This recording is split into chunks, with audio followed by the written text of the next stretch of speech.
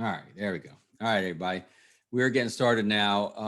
We're going to talk about getting rich in a niche. Get ready to take lots of notes. If you know my programs, my webinars, I get right into the meat. I don't do a lot of extraneous talking. Yes, we are recording this. You can expect an email from me with the recording. We'll get it to you. I usually post it on YouTube. We'll get that to you. If you want the slides, don't worry. I'm going to send those to you as well. And I just realized I'm not sharing my screen, sharing my picture, my video. There we go. So I want to let you know, yes, we are live here. And yeah, we'll get the slides to you and the recording to you and a few other things I'll talk about as we get going here today. We'll take questions in a few spots. I'll be checking the Q&A. It's best to use the Q&A section, the question and answer for questions, and not the chat, only because the chat can sometimes go by and you miss things. Don't raise your hand because that's for unmuting people. We're not going to be doing that in this program. Just use the Q&A whenever a question occurs to you. And there's my email address. If something occurs to you, gosh, in an hour, in a day, a week, a month, a year, whatever, just send me an email and happy to see what I can do to help you with that question. So we know that we face a challenge these days, right? That our prospects' brains are overwhelmed with information, with all kinds of stuff going on. It's been estimated that the average person receives 3,000 marketing messages a day. I don't know if that's true during the pandemic, but it sure is an awful lot. And there's all kinds of other stuff going on right now that's just so distracting. So the question is, how do we get through, right? How do we get our messages through to folks who don't know who we are? How do we stand out a little bit, not just with our clients or prospects, but also with centers of influence like accountants and attorneys? What sets us apart so they can see who we might be able to serve? Well, the key here is quite simple, not always easy, and that is hitting the bullseye in the brain that will resonate with them. So it's relevant to the prospects, so they'll pay attention, right? And then it's compelling, so they'll move them to take action. We have to consistently and constantly be relevant and compelling. And so the key word that's going to kind of go throughout this program here today that I want to give to you, it's a very, very important word when it comes to marketing and sales, and that is the concept empathy. Now, empathy, what that means is appreciation for, understanding of, and or appreciation for. And so all our messaging that goes out to prospects has to show that we have appreciation for their situation, that we know a little something about their situation. And the more we know about their situation, whether it's specifically them or just in general, a company they work for or the industry they work in, then the more likely they're going to pay attention to our message. When we send messages that show no appreciation or understanding or knowledge or recognition of who they are, where they work, etc., then people will ignore that. It just is not relevant to them because they get too much and the brain will just turn off to it. So we have covered three main strategies here today in Riches to Niches. First of all, find the right target market for you, the right niche for you. If you already have one, by the way, I think you're going to find this still helpful in fine-tuning your approach a little bit. And then finding the bullseye within your target market, what we like to call right fit client. This is not just about quantity, this is quantity, this is about quality of bringing in new people. And then I think we'll have time to talk a little bit about your differentiation, what makes you a little bit different out there and how to use that target market, et cetera, to make you look different, how to communicate that. So, for 25 years, I've been teaching financial professionals how to be proactive with referrals, creating introductions. We started out teaching folks how to ask, and then I learned a lot of people weren't referable in the first place. And so we got a lot into client engagement, making sure you're referable in the first place. If you're not getting referrals or you're not getting many unsolicited referrals, and that's certainly someplace you need to look, you may not be as referable as you think you are. And then of course the do not call regulations come through and all the various ways it's so hard to reach people. That's where we started to have to focus on the concept of the introduction. So please, when you're with a prospect, a client, a center of influence, and you're talking about the possibility of them introducing you to others, make sure you use the word introductions, because that's what you want. You need to get the connection, right? And the connection, that introduction, it creates borrowed trust, and that borrowed trust will carry you so far in that new relationship, but it doesn't always take you all the way. At some point, you need to start talking about your value in a way that's going to be relevant and compelling to them. And that's why I wrote my book, Radical Relevance. And everything in today's program is based on the content in the book, Radical Relevance. And the subtitle really says it all: sharpen your marketing message, cut through the noise, win more ideal clients. And that's what we're talking about here today. So in the book, chapter 1 talks about the 17 rules of radical relevance. Don't worry, we're not going to go through all 17. We're going to go through a few and related to today's topic. And so first of all, as I kind of just mentioned, the straightest line to relevance to a prospect, to someone who doesn't know you, is an introduction from someone they do know, someone they know and trust. And so the importance of referrals and introductions has certainly not gone away. In fact, it's probably more important than ever before. And if you play it right, that is your shortest route to relevance. Now, there's other things you can do to be increasingly relevant and compelling, but that's a pretty important one, working from introductions. And then going more from your personal messaging, moving away from I and we to our, you, and your. And you're going to see, I'm going to show you some specific examples of different websites. And if I looked at 100 websites of financial professionals, I bet you 90% of them would have more I and we and our than they have you and your, right? They're talking about themselves when they and making themselves the hero when they really should be making the prospect the hero. This is about empathy. You want to make sure that when people come to a website, a LinkedIn profile, an email you send to them, any messaging at all, that you display a knowingness and appreciation for them, that empathy, right?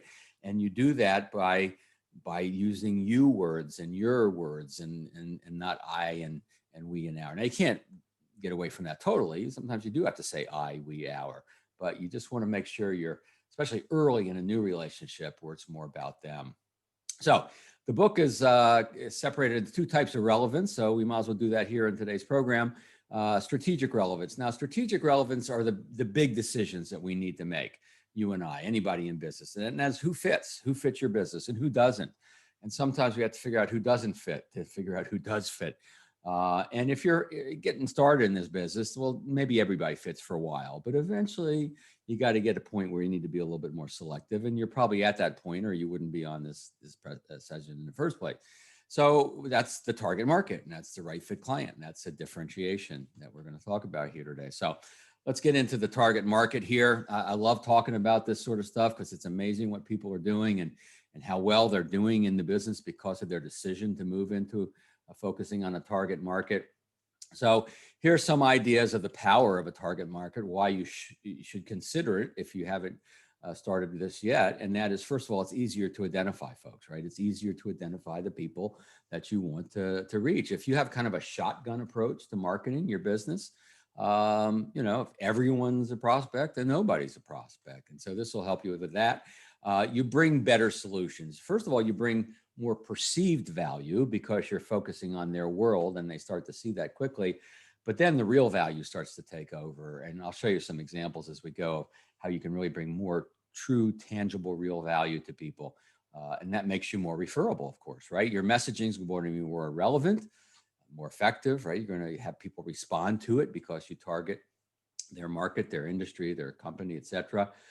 Using LinkedIn. Now, we're not going to get into depth with LinkedIn here, but the people that are having success with LinkedIn, for the most part, are people who are targeting a niche market. I'm in the middle of corresponding with an individual who's fairly new in the business. And what he does is every month, he finds a company and he focuses on that company for a month. And so all his messaging in LinkedIn is related to things that are going on in the company and their benefits package and the strengths and the weaknesses of the benefits package. And then you can determine people that those folks know. And so the LinkedIn gets much more effective when you target a market.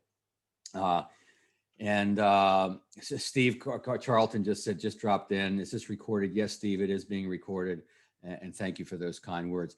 You can join forces with centers of influence. Give you an example. Oscar is a financial advisor in Canada, and Oscar focuses on dental practices. And he somehow found an accounting firm that one of their vertical markets were dental practices. And they were hosting these monthly dinners with all their dental clients, over the time, and they started inviting him to those dinners, and then they started having him speak at those dinners. And until the pandemic hit, he was getting a ton of new clients. Now he's still getting some clients referred to him from the accounting firm because of his focus on the dental practices. But once the pandemic starts to wane a little bit, and it's looking much better up in Canada at the moment, he'll be able to start doing those dinners again. He doesn't have to pay for that marketing.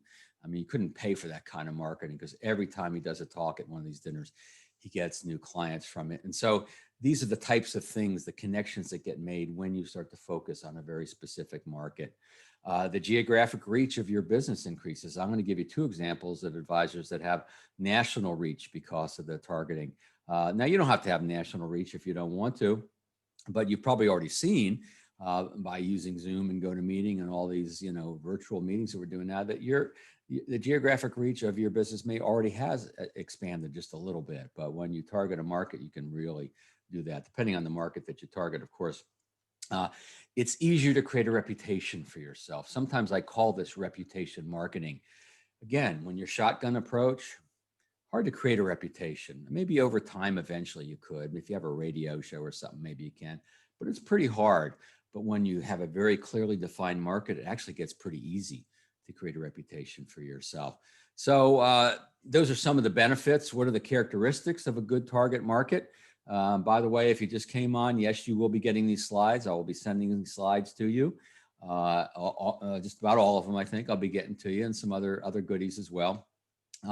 So first of all, is it large enough, right? Is it large enough to sustain your business for some period of time? If it isn't large enough, and it doesn't mean you can't still focus on that market for a while, but it may not make your career. While there are some people in this business, their whole career is based on focusing a target market. They have to have the financial capacity for the work you do, right? They have to be able to do the kind of work that you like to do, whatever that may be for you. They need the financial capacity. You certainly want to go after an industry or a company or a niche that is, stable and hopefully growing, but if not growing, at least stable. If it's shrinking, as long as it's shrinking very, very slowly, and you'll be, retired by the time that it shrinks to the point of not being practical, then you're probably still okay. It has to be enjoyable and gratifying. I mean, right? Why target a market if you don't like working with those people, right? And I've coached a number of folks that had a few different target markets, and they realized, no, I just don't like working with those people, right? Whoever they are. And then this is an important one, that they have to have formal and informal ways of communicating, whether they have newsletters, whether they talk to each other at work, if they're people in a place of business. If they don't have these formal and informal ways of congregating virtually or in person and communicating with each other, then it's a little harder. It doesn't mean you can't do it, but it's going to be much easier if they have formal and informal ways of communicating. And don't forget to just go ahead and put questions that come up for you in the Q&A, and I'll make sure I get to absolutely all of them, or as many as I can. And then, networking of a network of centers of influence, right? Almost any good niche that you go after, there are going to be other centers of influence, be them accountants, attorneys, other types of consultants and service providers that are also focusing on that target market. And therefore, you can form relationships with these folks. I mean, my target market is financial professionals like yourself. And I join forces with a lot of folks who are also focusing on folks like yourself. And we help each other and hopefully help you in that process. So those are some of the characteristics of a good market.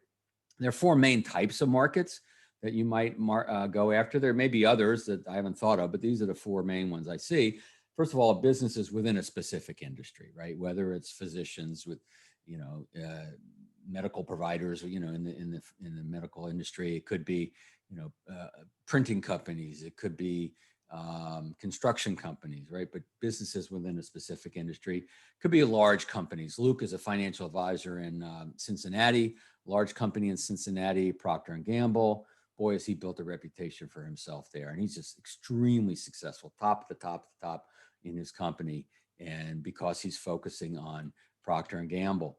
Colleges, universities, not a bad niche. I've seen a lot of people be very successful in colleges and universities, faculty, um, administrators, all kinds of folks and layered folks there. And then it could be affinity groups. So for instance, I'm actually coaching a couple of folks right now who one of their affinity groups or niches is families with children with special needs. And so therefore, they're doing very well. One guy that I'm working with, Caleb, has 60% of his book, those folks, and he's built a reputation in that community because they do have formal and informal ways of communicating with each other. Educators, I've had a few folks say they wanted to focus on teachers because maybe their parent was a teacher or they used to be a teacher, and I had them shift the thinking to educators, right? Because someone at the university level may not think of themselves as a teacher. Someone at the high school or even junior high school or elementary level would certainly think of themselves as an educator. So it kind of is a little more encompassing. It's good to be narrow, but you don't want to necessarily go too narrow and miss certain opportunity. So what about a product or process focused market? So long-term care insurance, that's your specialty, that's all you sell, or disability insurance or life or anything like that, right? Annuities. I'm coaching a guy now who's mostly annuities. So a little tougher. It's not that you can't.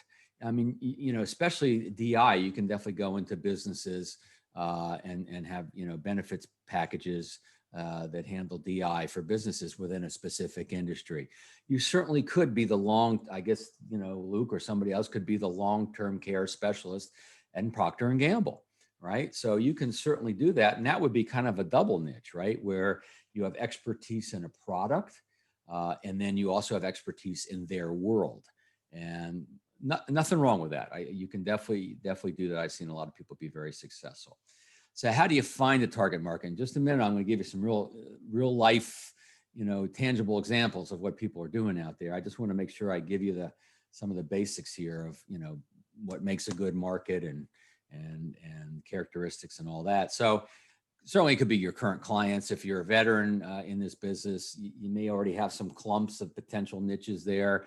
Everybody here works for the same company, and these folks there do too, a different company, and these people are all in the same industry. So you may already have that percolating in your business. That's true for a lot of folks who've been at this for a while. It could be what you did before you came into this industry. It's funny. I see some people come into this industry and go, "No, I'm tired of that industry. I don't want to have anything to do with that anymore." And yet that's their natural market, and that could be a great target market potentially. Any special interests you have. So I've seen folks that are interested in entertainment. Maybe they wanted to be a professional entertainer and didn't quite have the chops or the confidence to do it, but they're the financial advisor to professional entertainers. You see that with folks focusing on sports figures as well. So it could be a special interest you have. Maybe not as sexy as entertaining or sports, but still you have an interest, photographers or whatever you might want to do, right? Whoop, I forgot, I shouldn't have hit that button. Yep. I should also say, yeah, those are three main characters. Sorry, categories. So by the way, if you just joined us, yes, you will get these slides. You'll get the recording. You'll get everything I've got to give you here. I do want to mention real quick that I do have another webinar coming up on October 20th, which is building productive CPA alliances. Jonathan Cutton is top of the game. He's in Barron's 100 Hall of Fame. He's 49 right now in Barron's. And he has cracked the code on building relationships with CPAs and other tax professionals. So I will send the link to this to you afterwards, after this program, if you're interested. I don't recommend this for everyone. I don't recommend this for new folks. If you're established in this business, then certainly you might find a lot of value in this webinar. So let's get to some specific examples. Todd McDonald out of Albany. I'm going to be seeing Todd in a few weeks. He said, early in his career, he went to some of the top producers in his company and said, if you could start over, what would you do differently? And they almost to a person, they say, well, I'd try not to be all things to all people, or I'd find a target market.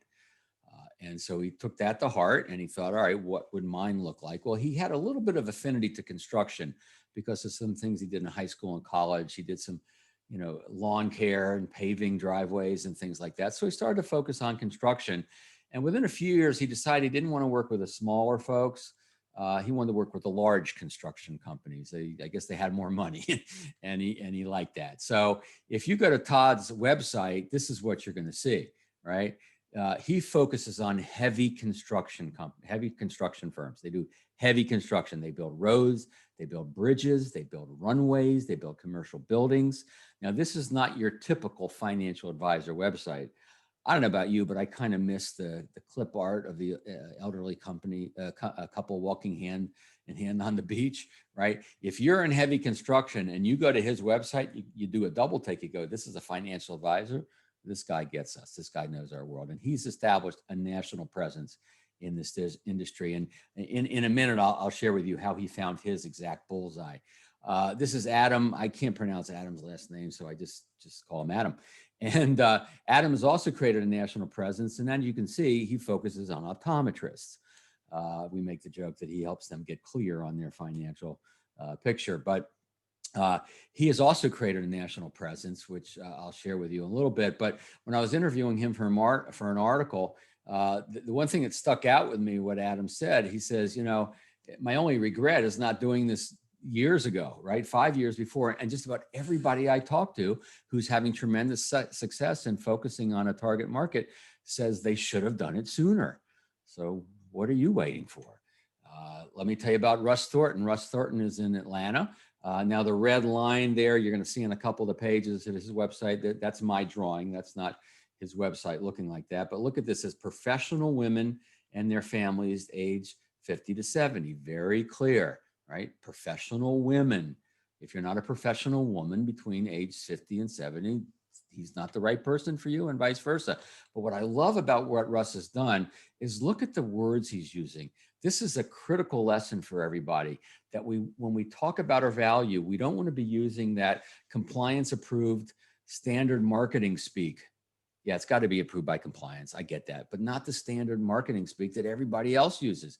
He's using words and concepts that speak to his clients. And you're going to get the slide, so you can study these more at length. But look at it. It says, taking your college age kids to Tuscany, doubling up on yoga classes, having the housekeeper an extra week, right? He's speaking to professional, successful women, and he wants to pull them in. He with these words, they say, yeah, this guy kind of gets me, right? And then what I also love about this, I'll show you other examples. He's got his why, his client-focused why, at the bottom of his main page, his home page, which I think you want to do. So I'll give you some other examples. This is an advisor who's decided to remain anonymous, focuses on Boeing employees out in Washington State, right? And so this says, we have worked with hundreds of Boeing employees over the years. Well, I would rather him not start with the word we, but the fact that he's worked with hundreds of Boeing employees, they're going to say, okay, this guy maybe gets us a little bit, right? Everybody's goals are different. Our extensive knowledge can help you. There's a you. Maximize your retirement. There's a your. Okay. I think you could have made it a little bit more focused to them first and then talked about him a little bit more. But nonetheless, this is not bad. And you can see that, if you're Boeing, if you work for Boeing, this is the guy, the gal that, that knows your world. So how do you maximize your results? I'll give you more examples coming up, by the way. I've got more. How do you maximize your results? What are a few things you want to do? Well, you certainly want to talk to your clients. You want to let them know that you are focusing on people like themselves, that you've made a decision to focus on people, or you're at least thinking about it and you want to get their opinion and you want to start to get to know the target market a little bit more. And a lot of your clients will be happy to help you figure it out and maybe even introduce you to some folks. And you may even have some clients that aren't in that target market, but you have a great relationship with them. You're not going to stop serving them, and they may know some people in your target market. And then, of course, you want to position yourself as an expert or a specialist in their market, in their situation, whether it's, again, a large company or a university or business owners in a specific industry. And then one thing you want to do, every target market, I haven't seen any that don't have influencers. These are people that either they're on a board of directors or were on the board of directors, or they're most successful people in the industry, et cetera. They all have their influencers. And you want to figure out who these people are. How can you serve them, right? How can you serve these people? in some way. And it may not be through the work you do. It may be serving a philanthropic interest they have, getting involved that way. There's lots of ways you can serve without having to, be their advisor, be their financial professional. But you want to figure out who these folks are. You may serve them by just becoming a member of the association, and then, volunteering and doing things like that. And then, in my mind, speakers, experts, which you are, speak, write, get interviewed, get quoted. So one of the ways you build a reputation for yourself is writing a blog that's focused just on that target market. You contribute articles, could be newsletters in a company newsletter or in an industry newsletter or magazine, finding ways to speak. I'll give you a few examples of what some folks are doing around that. But these are a few simple ways to maximize your results. And then I see some questions coming in, so we'll get to those in a second. Let me just hit this one point. To target or not to target, right? Some of you are wondering about this. Here's a couple of things I hear. First of all, some people say, well, what about my current clients? I don't want to stop serving my current clients. And nobody's telling you have to stop serving your current clients. You can certainly serve them as long as you want. And again, some of those people may very well know people that you're trying to serve in different markets. Now, one way that some financial professionals scale their practice is they'll bring in a junior advisor, and he or she we'll start to take on some of those other older clients, and then it frees up the main person to focus on the niche. That's something you can do if you want to, but you don't have to give up the clients. And then the other concern that stops people is, if I just focus on these folks here, aren't I going to miss all this opportunity over here? And the answer is, yeah, you probably will. But you'll be so successful here, it won't even matter. You won't even notice, and you'll be more successful by not worrying about these people over here. And again, I'll share some examples of that. So the bottom line, if you try to appeal to everybody, you run the risk of appealing to no one. And so this is all about narrowing, getting that bullseye. So let me see a question here from Mr. or Mrs. Anonymous. Developing a niche takes a long time. How does a new or one with limited clients make this work?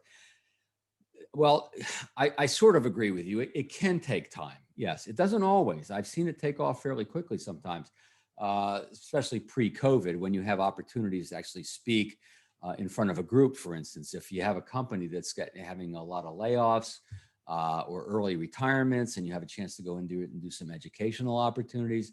So I've actually seen people make this work very quickly. In the pandemic, a little harder to do that. So what I'm saying to you is, don't put all your eggs in the one basket, but just start to play around with that. Start to figure out, do you have a few clients? Maybe you have one client and you love working with them and you like the business they're in and you think there's some possibility there. Well, go talk to them. And slowly over time, you start to spend a little more time and a little more energy there. Don't do the other things. But if you're doing LinkedIn, do it within a niche, right? If you're going to be putting them out there anyway, you might as well put them out there in with an affinity group or a niche of some sort. And by the way, raising your hand doesn't work, folks. If you have a question, make sure you put it in the chat.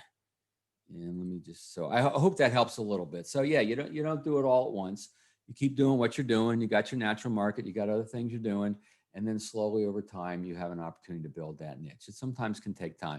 And I'm going to show you a couple of websites in a minute where you're going to see examples of financial professionals where clearly they didn't pick a niche early on, right? They serve a few different types of folks, but then one of those is starting to bubble to the top for them, and they do most of the work there. I mean, I'm coaching a guy, Dennis O'Keefe. I'll show you his website in a minute. His main niche is a big Verizon complex up in Western Massachusetts. And he takes on other types of clients too. And I'll show you all that in a second. All right. So by the way, we have a lot of free resources. They are free. No gimmicks here. If you go to referralcoach.com/resources, referralcoach.com/resources. Boy, we got scripts, we got guides, we got all kinds of stuff. And real quick mention of my book, Radical Relevance. You don't have it yet. It's more than a book. And here's what I mean by this. There's a lot of value that I wanted to put in this book, but I knew it would make the book too big and no one would read it, and that would do no one any good. So I created the Radical Relevance Toolkit. So early on in the book, the first 5 or 10 pages, you'll see this. If you get the audio, then I speak it out to you. And you get access to the Radical Relevance Toolkit, where we have how to create a radically relevant LinkedIn profile and how to create and craft your value proposition. Talk about building a radically relevant website. We have a guide around focusing on a target market. I call it reputation marketing, is also in the kit. So a whole lots of stuff. If you get the book, you also get all this as well. So enjoy. We also, yes, we do offer coaching. I help people pick their target market. I help them with their messaging. I help them with building a referral-based business, introductions. Just go to coachcates.com. If you have any interest, go to coachcates.com and you can look at our packages, and happy to chat with you. Ryan, star pupil, having a killer year, doing the stuff that we talk about here right now in today's program. So, all right, so let's get to your bullseye, right? And Vince, I'll get to your question in a minute, I promise. The bullseye is, on the target is the bullseye. And yes, you can have more than one bullseye, but this is what I call your right fit client. If you think about your clients now and you think about the people that you were meant to serve, they were meant to be served by you, they appreciate your value for all the reasons you want to be appreciated. Those are the right fit clients, and you love to have more of those, right? You want to multiply those folks. And so let me give you a couple of examples. So Todd McDonald, we talked about earlier, heavy construction. Let me tell you about his bullseye. So Todd, wanted to work with wealthy individuals. Okay, who doesn't in this industry? He knew there was a lot of wealth in business owners. And then he went to some of his colleagues, and his colleagues say, don't be everything to everybody. Find a target market. So he found business owners in the heavy construction industry. And so that's pretty darn good. And he was doing well. But along the way, he realized his bullseye, his right fit clients were, and this is what I'll tell you, family owned, closely held, heavy construction firms, right? If you're not a family owned, closely held, heavy construction firm, then Todd's not your guy and you're not his client. And he, again, has created a multi-million-dollar practice and a national reputation in his business. Adam, optometrist, right? Wealthy individuals. Okay. He identified what he called white coat professionals, he told me. So to him, it was doctors, dentists, optometrists, and pharmacists. Those are the folks he wanted to, try to create a target market for. And he realized those were actually 4 different target markets. And so he couldn't do 4 at once. He had to start with one. So he picked optometrists, probably because his wife is an optometrist. And what happened is when he worked with the optometrist and focused on optometrists, not just because of his wife, but because of the work he did, he wasn't just a great financial advisor to these folks. He became a great business consultant and has become a great business consultant to these folks because he knows their world in a way that a generalist would never know their world. And now his bullseye that he landed on about 4 or 5 years, well, not about 3 or 4 years into this, was if optometrists who are going to sell their business within 5 years. That's it. Optometrists selling their business within 5 years. He writes for the national publications. Before the pandemic, he spoke at some of their events and will do so again. I actually gave him a referral to a woman who focuses on accounting firms, and she connected him with an accounting firm that works with optometrists, and they referred him to an optometrist that's going to sell his business for about $5 million in a few years. And so that's his bullseye. The narrower, the better. It's got to be big enough. They got to have the financial capacity and all the other things we talked about. And this certainly is big enough, and he's been very successful. So what happens when you start to focus on the market, the target, and then the bullseye is you can get very clear on the demographics, right? Is age a factor for you? It may or may not be, right? For some people it is, some it isn't. Gender could be, maybe not. There's a lot of folks that like to work with women business owners, successful women business owners, women in transition. So it could be gender specific. Their financials usually have something to do with it, right? You're usually looking for folks with a certain level of income or assets. And look, if you make the decision to focus on, the middle market, nothing wrong with that. I'm not going to judge you for that. I think that's wonderful. They need help too, right? But what are the parameters there, right? Location may or may not affect you. In most cases, it does. And then, of course, the occupation, industry, et cetera, may be a factor as well. So demographics, but the more powerful aspect of this are actually the psychographics. Because what we know is that every human being, when they make a decision, it's based in emotion. I've got all kinds of scientific evidence that I put in the book around that. And it doesn't mean that facts and illustrations and Morningstar reports and all that stuff isn't important. It is. But at the end of the day, it creates an emotional response. And then they take action on the emotional response. And so when you have a target and then a bullseye, you can express and talk about their concerns and fears in a way they see that you understand them, that empathy. You can talk about the opportunities and their aspirations in a way that they see that you get them, right? The empathy. And so your messaging gets so much more powerful when you step into the psychographic aspects of your target market and the people in the bullseye in that market. This is an example of what a lot of folks will call a persona. Some call it an avatar. So this is a mythical client. And I called him Edward Entrepreneur. And so you can see on one side are the demographic aspects. On the other side are the psychographics. Now, do you have this kind of clarity when it comes to the kind of folks you want to attract? Because here's what I've learned a long time ago. Clear intentions produce clear results, and vague intentions produce vague results. If you have kind of a vague sense of who you're trying to attract, then you might, get in the universe of those folks. But if you have a clear target and a bullseye and you know exactly what the demographics and the psychographics of those people are, you know what's going to happen? You're going to start attracting and finding more of those people. You're going to start talking about your value in a different way. It's going to resonate with the people that you want to attract, and maybe not resonate with the people you don't care whether you attract them or not. And so clear intentions, clear results, vague intentions, vague results. So let me stop just for a second and look at Vince's question. So how do you get access to the target market without being able to attain their emails and phone numbers? Oh, well, that's easy information to get, Vince. So first of all, you probably ought to have a LinkedIn, the Hire Sales Navigator, LinkedIn Premier, I don't know what it's called. And you want to link with people, because when you link with people on LinkedIn, and if their email address is in their profile, you will get their email address. So we get almost everybody's email address in that regard. And you can often get their phone numbers as well. You're going to be calling them at work anyway, right? Where they work, the business, the industry. And so they have directories. There's all kinds of ways to get that information. And Vince, if you want to shoot me an email afterwards, I can give you a few other ideas on that. But that actually is pretty easy information. And of course, you always want to work through referrals. That's my main thing that I've been teaching for 25 years. And as you start to work a niche, they will refer you / introduce you to more people. And once you figure out what the introduction is going to look like, you get the email, you get the phone number. So that's actually pretty easy information to get. So Vince, if you want to shoot me an email afterwards, we can have a little conversation about that. So this is Lizzie Dipmexter's website.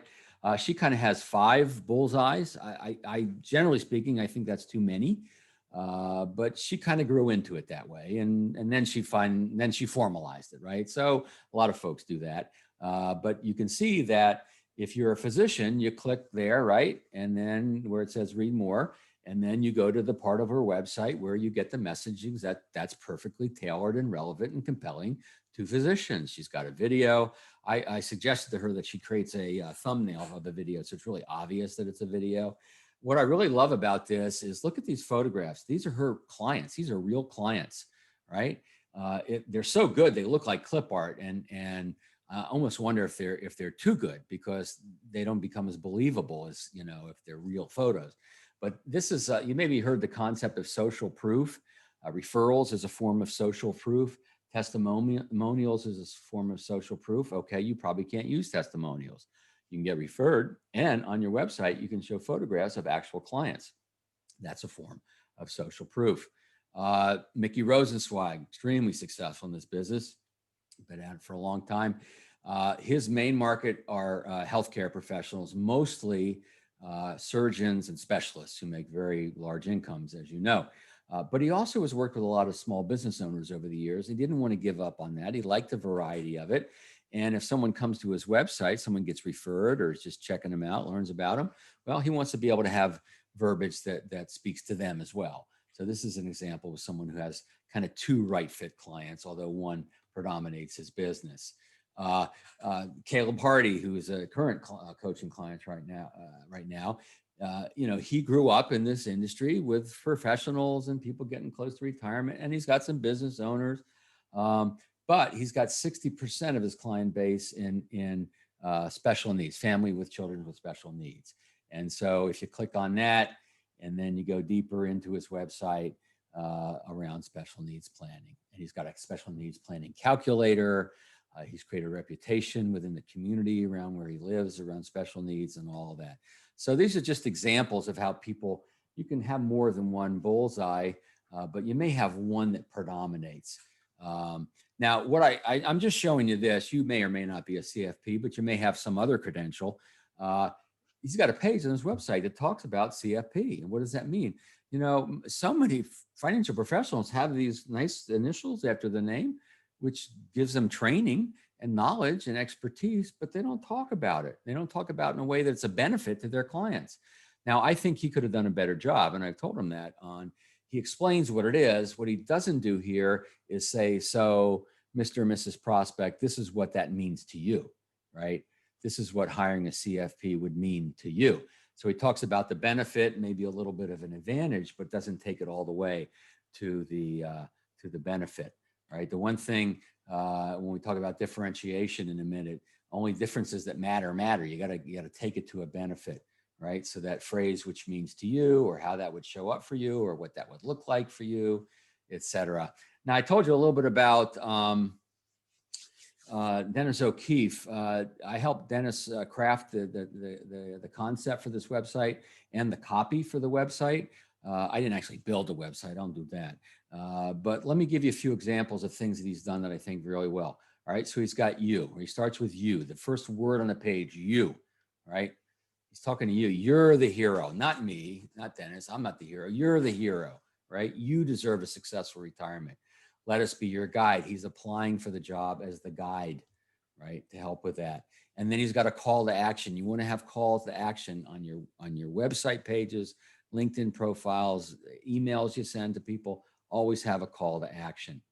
So if you scroll down a little bit, you're going to see, right, he's got 3 bullseyes. You got Verizon employee, you got retiring soon, you got already retired. What he basically does is help navigate people. That's why he's got the little navigation thing up here, navigating into a successful retirement. But Verizon is really his biggest niche. That's where most of his success has come. But again, you, right? Verizon employee, okay, find out more. What I love about this is, get the clarity and confidence that you're going to be okay, right? These are phrases and words and concepts that have emotion in them. And isn't that what everybody wants to know? The bottom line, they just want to know they're going to be okay, right? So I like that language that he's used. He's got a very clear, here's what it looks like to work with us, right? First, we'll do a call, then we'll create your plan, and then we'll take smart action, right? And so one of the things we want to do to win more clients is make sure they know exactly what the steps are, how simple and clear those steps would be. And then he's got his why, his client-focused why. He was an advisor when his father started to retire, and he saw the angst that his father went through in retirement. And that's where he really hit home on more of a personal, visceral nature. And now he's got that passion for what he does, navigating people into and through and retirement that he didn't have quite the same way until he saw that experience. So that's how we get those client-focused why. And then again, a call to action, right? And so what I also like about this, and I found this photograph for him actually. Look at this. This is a classic photograph, right? Long gone are the days that when Ma Bell took care of workers, right? Ma Bell, Verizon employees call themselves phone people, right? Well, that doesn't apply to you specifically, but whatever your niche is, you'll learn that. You'll learn the jargon. You'll learn how they refer to each other, right? And, again, call to action, and he shows that he understands their world, right? What he told me, by the way, is that when he first started this, he didn't realize the gold mine he was sitting on, but eventually it came to him and he saw it. And his business has grown exponentially once he fully committed to focusing on mostly Verizon folks. But he gets referred to their spouses. He gets referred to other people. He can still serve those people. He doesn't want his website to reject those folks, but all of his main activity, his outward bound activity, you will, is to the Verizon folks. I love the statement. This needs to be made bigger on his website, but how many good choices can you make with someone beside you, right? He's the guide who knows the phone company inside and out and has helped hundreds of your former coworkers retire. That's a powerful statement that shows empathy. It shows expertise, right? It's real. It's authentic. It's not marketing speak, right? So this gives you an idea of how you can make this happen. So the more precise, the more powerful. Is all I can say to you guys. I'm going to give you some very specifics on how to talk about your differentiation in a minute. But first, I want to plug my coaching. So you just go to coachcates.com, right? Sorry, Coach, that doesn't say it there, but coachcates.com. You can't forget that. Al Fox is someone I've been focusing with for 10 years. We've helped him go from 300 million in assets to, he's actually gone over $1 billion now. I'm going to see Al in a couple of weeks, me and Todd McDonald, I mentioned earlier, and Al and a couple other guys were getting together for a big powwow, a big mastermind brainstorm. Socially distant, of course. So let's talk about tactical relevance. All right. What makes you different? How to talk about what makes you different. I know a lot of folks struggle with that. Well, I mentioned this earlier. Rule number 5 in the radical rules of relevance in the book are only differences that matter. I mean, if what you talk about that sets you apart from others matters to that person, it'll be relevant. It'll pay attention. Because I say this because I saw a lot of financial professionals building their websites, and they focus on they try to brand themselves around a hobby, right? Golf or horses or dogs or cooking or fishing or whatever. And there's nothing wrong with revealing your interests to people and having your personality shine through on a website. I see nothing wrong with that. But is that a difference that's going to matter to someone, right? Is that a branding that's going to matter to anybody? I'd rather see you branded around an area of expertise in a focused target market. Who gets paid more in this business, in this industry, and in this world generally, right? Generalists or specialists, right? Specialists, experts.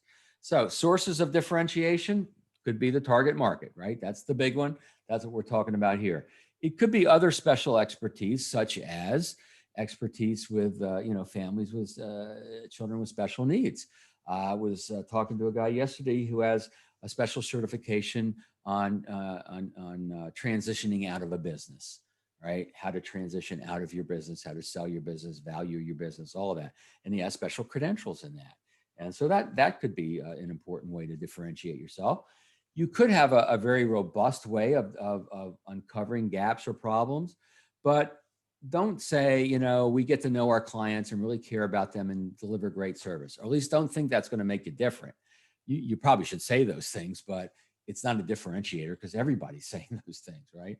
It could be how you stay in touch over time. And that's one thing that Al Fox, I just mentioned, has built such a successful business by his robust client service model that he calls a client service promise. And it's how he stays in touch with people and how he demonstrates that early on with prospects that wins him a lot of great business. And then if you're not sure, if you just like a little more meat on the bones, ask your clients, talk to them, right? They can help you determine what makes you a little bit different, what looks different to them about you. If you were to describe me to someone else, what would you say?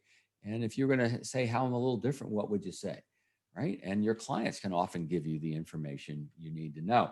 So let me give you a formula. It's a great little formula for you to try out. I learned this actually from Karen Kopp and Carl Gould. I devoted a chapter in my book to this formula. So you can go deeper there, but I'm going to give you a few examples here. You can look at when you get the slides. And it's really simple. Anyone can, but only we can, for example.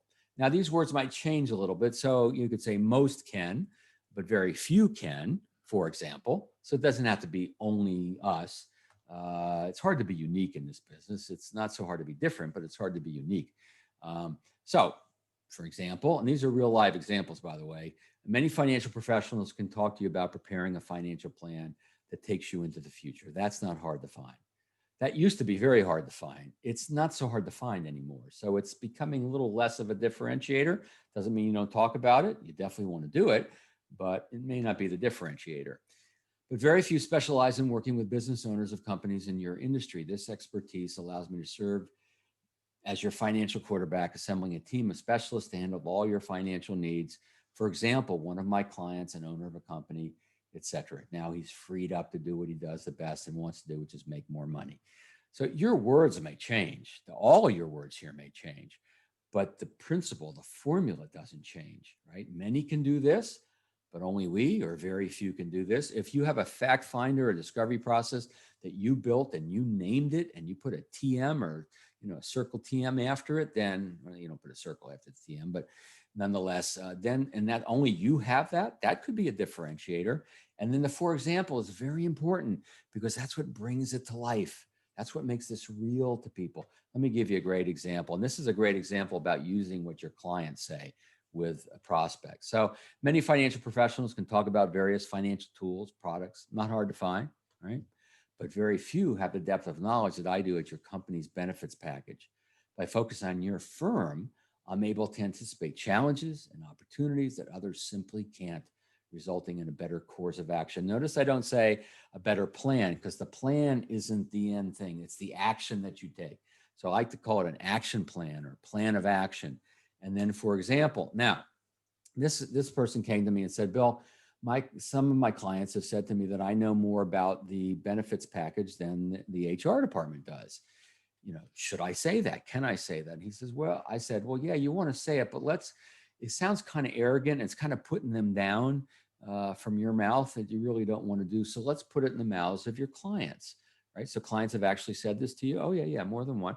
Great. So that's what he used as an example. One of my clients told me, he could say several of my clients have told me that I may know more about the benefits package than the HR department does. And a lot of folks who realize they've gotten bad and incomplete answers from the HR department are going, yeah, you probably do. Probably anybody does, right? So that's that empathy for their world. So the many or any, but only we or very few, for example, this is how you can talk about your differentiation. Very, very powerful formula. So don't forget free resources at our website, lots of word tracks, videos, audios, all kinds of cool stuff there. And then don't forget, we've got this webinar coming up on the October 20th with Jonathan Cutton about building, I purposely bold the word productive relationships with CPAs, right? Everybody's got relationships with CPAs, but not all of them are producing results. Well, he has cracked the code, believe me. He's got over 70 CPAs feeding his firm with great quality clients on a regular basis. So I'll send you the link to that so you can register if you want. So great. I finished with 5 minutes left. Questions, guys, gals, please. What questions do you have? Make sure you put them in there. There's my email address. If a question comes to you later, then please feel free to reach out and ask me. I don't care when it is. Let me know you sat in on this webinar sponsored by Insurance WebEx, and I'd be happy to answer that. There are a few links for me that I mentioned, the referralcoach.com resources, coachcates.com, and then we have a report.